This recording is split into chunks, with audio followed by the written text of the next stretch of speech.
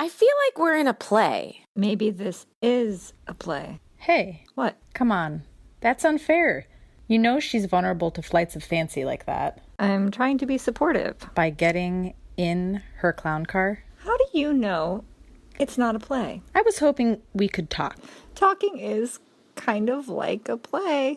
I feel like this is more of an audio-only play. Like a radio play. More like a podcast. We do have an audience, just not a live one. In fact, right now there's only one person listening. One listener? We have a single listener. Well, one listener at a time. Okay. None of this is making sense. Can we just talk? I'd like to talk. What do you want to talk about? I was hoping we could talk about your behavior. My behavior? Yes.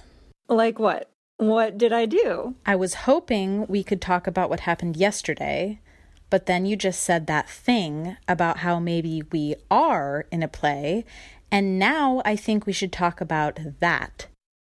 How that's yet another example of what I mean when I say your behavior. I'm just trying to be supportive.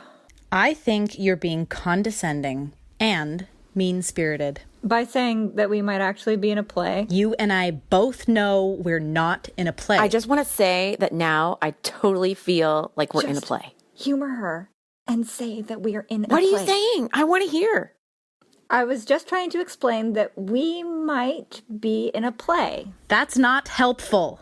I want to establish a base reality and have a real conversation, not a play, and I want to talk with the two of you, but especially I want to talk to you about your behavior. I think your behavior has been appalling. I think you should look in the mirror. I'm willing to look in the mirror. Are you? I'm willing if you are. Can you offer any reassurance that our community is safe from your behavior? From what? From your persistent tendency to use sarcasm under the pretense of advocacy. You think I do that? I do.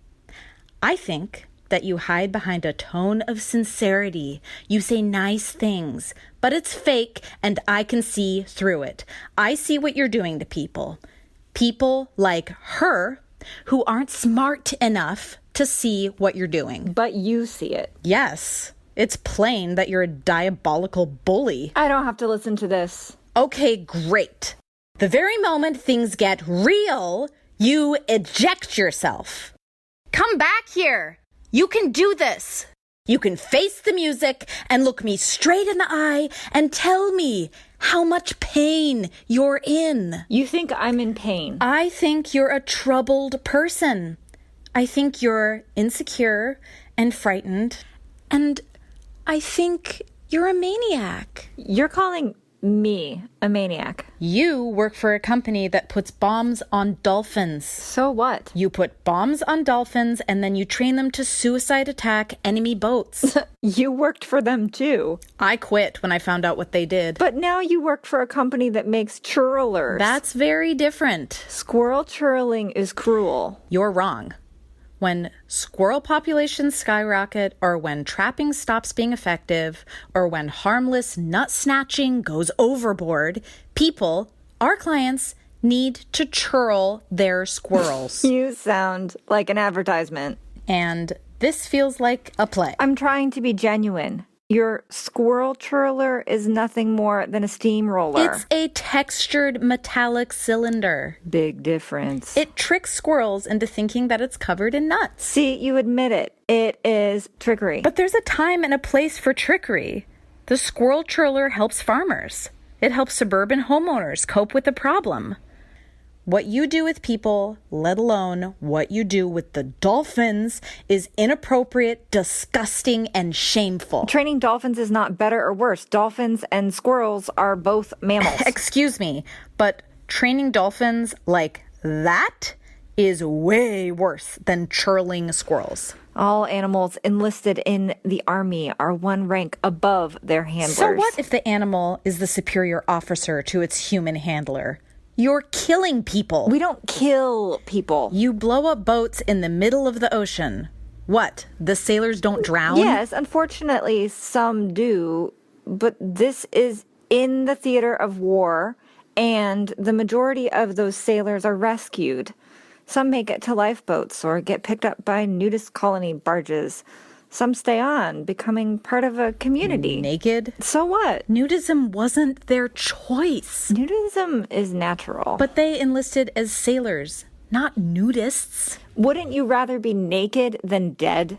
I suppose you'd rather be churled like all those squirrels. I'm starting to feel less like I'm in a play and more like I'm the subject of a sermon. You two sound like you're smoking nuts. What? Smoking? Smoking salmon-flavored nuts?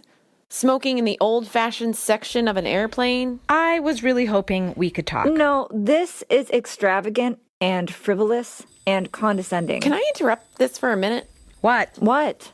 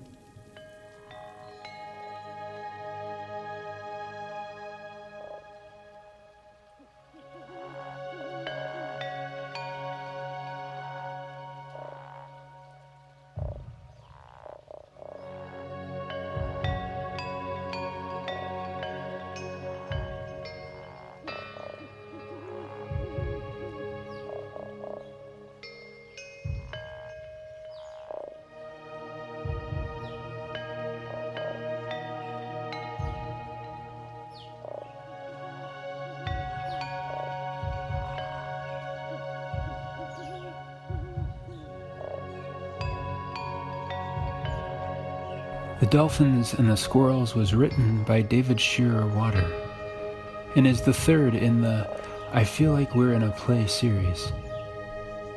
This one featured Eliana Stockwell Ferber, Ariel Burks, and Alexis Sarah. I Feel Like We're in a Play is a production of the Olympia Radio Company. Listen to our shows wherever you get podcasts and at olympiaradiocompany.com.